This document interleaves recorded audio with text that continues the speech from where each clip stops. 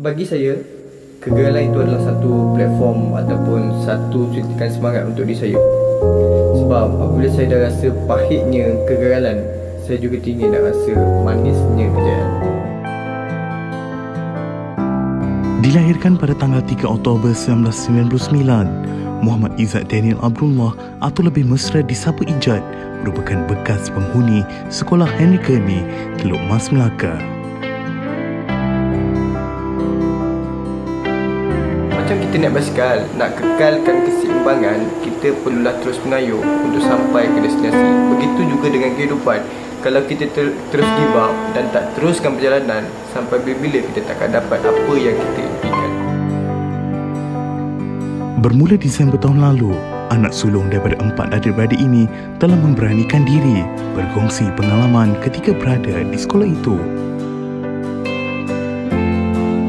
Perkongsian yang dibuat menerusi laman sosial TikTok dan YouTube itu rata-rata mendapat perhatian warganet.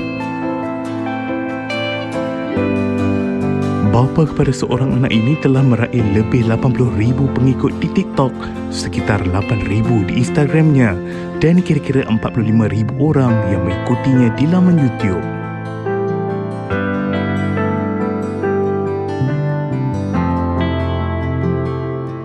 Dia juga sering berkongsi melalui soalan-soalan yang diterimanya daripada pengikutnya. Menurut Ijat, dia dimasukkan ke sekolah Henry Kearney selepas ditangkap oleh polis susulan terbabit kes pecah rumah ketika berusia 17 tahun.